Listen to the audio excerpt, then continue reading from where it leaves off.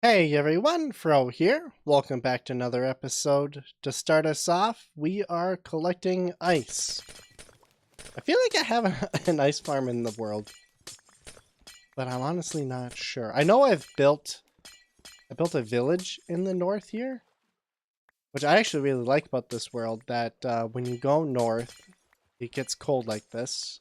Pretty realistic if you ask me. Alright, here's the little village I was talking about. Kinda cool.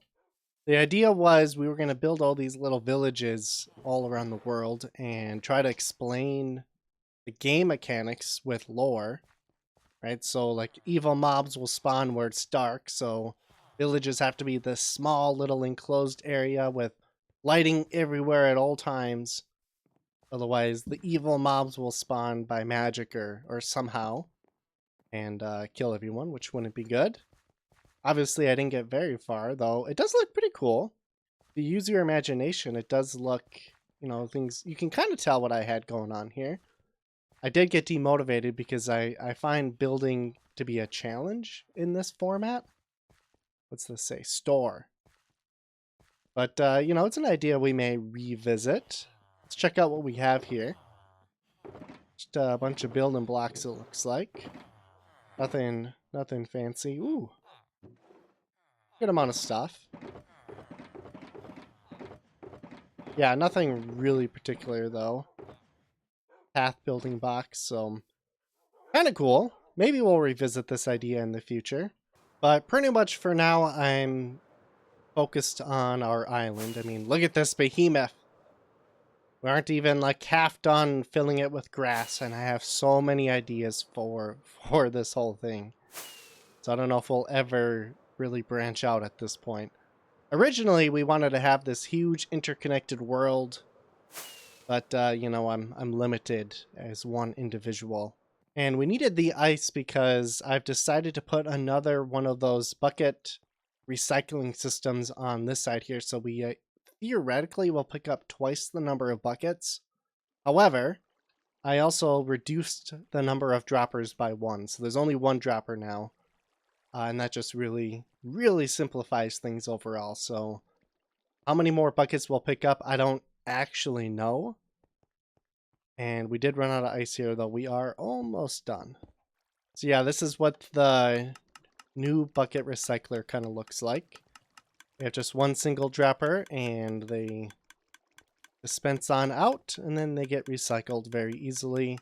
And then we have one chest full of buffer, so it'll be easier to kind of manage. Before, we had two droppers, so one dropper always ended up getting more buckets, and I didn't really have a good system in place for having like a chest full of buffer or anything. So it just wasn't a good system. But now we're going to have two of them. Right, and we started with 16 buckets and we ended with 16 buckets as well. I also added another line of hopper minecarts here under this branch and also over here. So any items that get somehow get dropped over there will get picked up.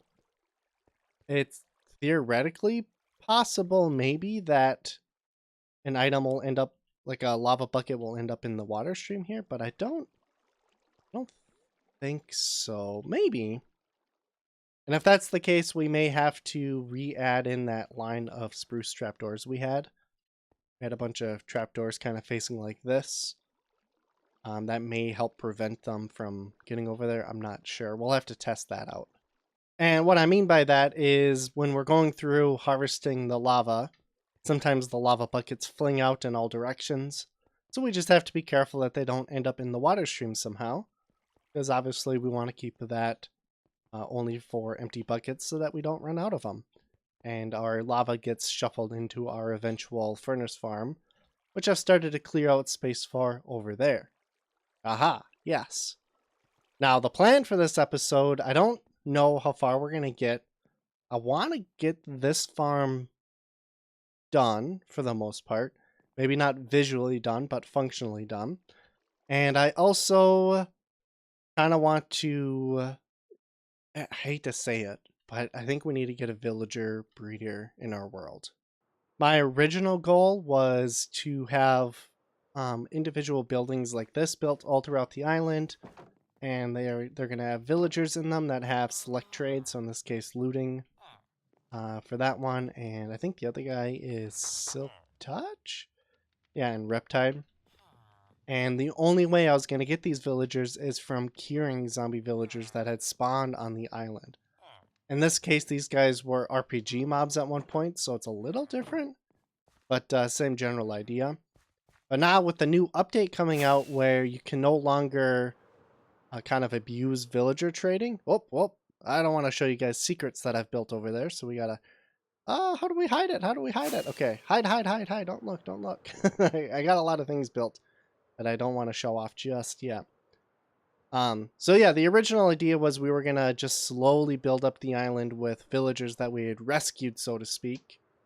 But that's not gonna work with the newest update. So we're gonna speed up that plan and get a villager breeder going. And let me tell you, water is the worst thing ever to be building around when you're doing redstone. The number of times I've had to redo redstone with this build is incredible. And I know it's my fault for placing water before I really should, so that makes things just more difficult. But I already had so much water placed before I started to revamp this thing, and I'm kind of lazy and I don't have a lot of time. So, you know, I guess I'm my own worst enemy in that case. For example, there used to be a redstone line for one of our ender porters that reached kind of where we're standing here. And I've washed it away probably 24 times just working on this. So I finally just bit the bullet and buried it a couple blocks further and made sure I encased it.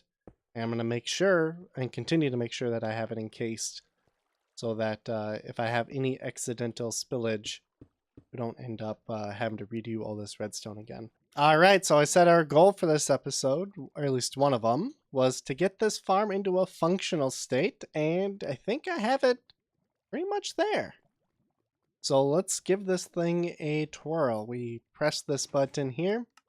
That turns on both bucket recyclers. Right, we can kind of see them going. And we're going to hop on in here and kind of get going. This farm is not designed to be AFK'd, but we can tweak it so that if we wanted to, we could. And it's pretty simple. We just kind of monitor how many buckets we have in our hand, and then we just, you know, scroll wheel one to the right as the stack gets pretty close to empty there. And as time goes on, those stacks to the left start to slowly replenish, so we kind of always have a constant number of buckets here. Like I said, it's not 100% designed to be AFK'd, though if you harvest it once, the bucket recyclers probably will keep up, so that you could just bounce back and forth indefinitely and not have to worry about running out of buckets or anything until we're out of buckets completely in the system. So, yes. And it's not the prettiest thing, right? It's just functional. And here we go. I have it designed so that we can kind of stop here for a moment and pick up some more buckets, replenish our inventory, and then we can manually get going again. And then now any stragglers we missed the first time we'll go through and pick up. Or if the cauldrons had refilled since we last took lava from it, then obviously we'll pick that up too. And as you can see, now that there's very few cauldrons filled with lava, we're very quickly replenishing our entire hotbar with buckets. So it's a pretty functional system. I try to slow this down. Unfortunately, using water doesn't work, so we just had to kind of place power rails few and far between. And here we go, almost done. I did test this once and it seemed like it worked, but maybe I missed something the first time. And there we go. Now we'll just peek our head down below here. Looks like all the lava buckets are slowly getting picked up. Right? It looks like it's not working. What's going on? So I had a problem where the hopper minecarts down below got stuck for some reason. And I thought I fixed it, but maybe not. Looks like they're going. It's very slowly. And maybe it's because this is all filled, so now It's not able to drop off. Oh yeah, okay, so that's probably what's going on. This is all filled up. So easy solution to that, or temporary solution to that, is just take buckets out of here and put them to the left. All right, we've cleared that out a little bit, and let's go pop our head back up here and see if all those buckets are getting picked up now. Looks like they are, so that's perfect. And I think instead of having to redesign this entire thing, if we just, I removed that hopper there and have it just face into that one, then it will work. So once down below here fills up, they'll start going to the left automatically, as we can see here. So there we go. Yeah, one more change that I wanted to go over since last episode for the bucket recycler here. First of all, we should have a block there. And it used to be one hopper goes into the chest and one hopper went into the dispensers. I've now changed it so that the buckets that get recycled that come down this stream here will first prioritize going right into the dropper. And if they're full, then they'll join the... Where do they go then? Yeah, then they'll go into the chest. Yeah, so we don't have to worry about over dispensing buckets at all. We're not going to have a situation where this hopper fills up and we start having buckets despawn or anything. But it does allow for 2 times hopper speed going into the droppers, so they keep up a lot better. And there it is. Goal number 1 of the video complete. We got a functional lava farm. It works pretty well, I think, and I'm really happy with it. Our other goal is to do a villager breeder. I don't know if we're going to get quite that far, because the next step I want to do, just kind of, I should probably drop this stuff off first, and eventually clean up my mess in here, because this is quite a lot of just junk. But yeah, my next goal is we have to do some mob killing, some boss mob killing specifically. So to do that, we should probably gear up. I'm going to bring... we'll bring 2 extra totems of undying, and then do we have any golden carrots? We have 15 there. Do we have any over in our little villager thing here? We don't. Okay, so we'll be stuck with steak for now. And I want to keep my elytra because I've already been down to the location we've been, and it's like a huge open cavern. And flying away may save us. But at the same time, having some armor may be a good idea. I'm unsure. So maybe we'll just bring that for now. Or do we want to bring... Because this gives us fire resistance. Let's see, that's not that good of armor though. Only 3 armor versus 11. We'll go with what we have. And we'll probably get set ablaze a little while. And now we have to go down to our mob farm, which is working really well because I already cleaned out this cavern quite a lot. But I noticed there's some boss mobs kind of stuck down here still. Yeah, this works so well. I mean, I'm sure you can make it more efficient, but you know, we don't really need to. Look at this. What else do we have? Tons of bones already. Like, I emptied these chests out not even that long ago, and they're already starting to fill up again, so that's pretty sweet. And, yeah. Also, I put wither roses there. We used to have this whole killing mechanism that would crush the mobs, but we don't need that anymore because the wither roses work a lot better. Okay, where am I going? Here. So, as you know, in the 1.19 update, I believe it was, they made the world larger down below.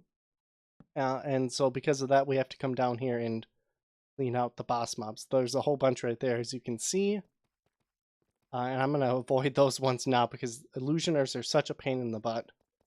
They're a cool mob, but I do not like how they give you blindness. And they're also just kind of finicky to hit. So, yeah, but here's the cave I was talking about. We don't have to worry about lighting it all up because most of our island is mushroom island biome, which mobs can't spawn at. But the area that they can is where we have to really focus our energy. So obviously there's no mobs here, so we can kind of skip that. But I do know if we kind of walk around long enough, we'll encounter more mobs, and that's where we're kind of heading. Got a couple rabbits up here. These things are another pain in the butt. But if we one hit kill them, or two hit kill them in that case, there we go, another one hit, then they're not too bad. And what I like to do is just fill up my inventory with EXP bottles, just so that we always pick those up. I find that those are probably the most valuable thing to keep. Oh, now that I think of it, I should have brought a shulker box. I don't think we have any empty ones in here. No. So we could pick up the loot and recycle it, but we'll worry about that later. We have an amethyst over here, or a geode. Right, so we should make a farm someday with that. Oh gosh, okay, here we go. Ah! Fly, you fool. Okay, let's get armored up. Heat up. And this guy is so strong. I know you kind of have to like strafe. Where are you going? Are you afraid? Fraidy cat? You kind of dodge and weave, right? Oh, they're so fast. There we go. Oh, another guy. Okay. Here we go. Here we go. Another Ipis Watcher. Guys are pretty strong. Oh, yep. Oh, goodness. Oh, goodness. Oh, we don't even have our armor on. Which I guess is a good thing in this case. Let's plop that on and put our totem back on. Oh, there he is. There he is. Not a good situation because I didn't have time to heal up. And now we're stuck in a closed area. That's also not a great spot to be in. Ah! Ah! Come on, come on. We can tank him. We can tank him. Okay, here we go. Nice big open spot. Ouch. Ouch. Come on, one more hit. One more hit. Not for me. One more hit for you.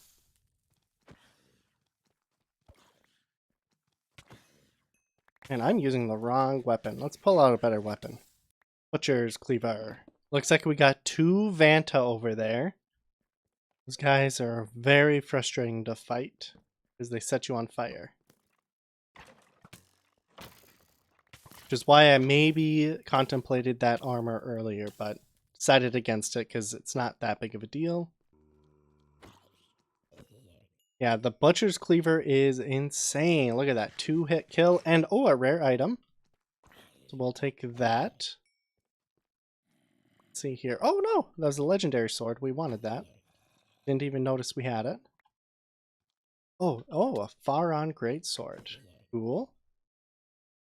And then we have the Hauberk of Beowulf, which gives us Dolphin Grace. We already have a version of it, but it doesn't hurt to have copies in case we die and need it. Ah. Oh. 3, 4 of them. Oh, goodness. Oh, goodness. Oh, goodness. Ouch. Ouch. Oh, I can hear him. Oh my gosh, he's so fast.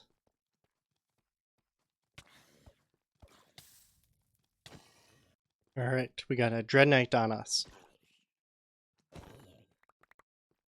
Gotta be a little bit less trigger happy when it comes to swinging my cleaver here, because it's got an extremely slow cooldown. But when it hits, it hits. Realizing now I didn't probably bring enough torches. Let's see if we can take these two guys down. 1, 2. Alright, let's actually take these illusioners down. I know they're annoying and I'm not excited to have to fight them, but I'd rather just get them out of here. There's our blindness.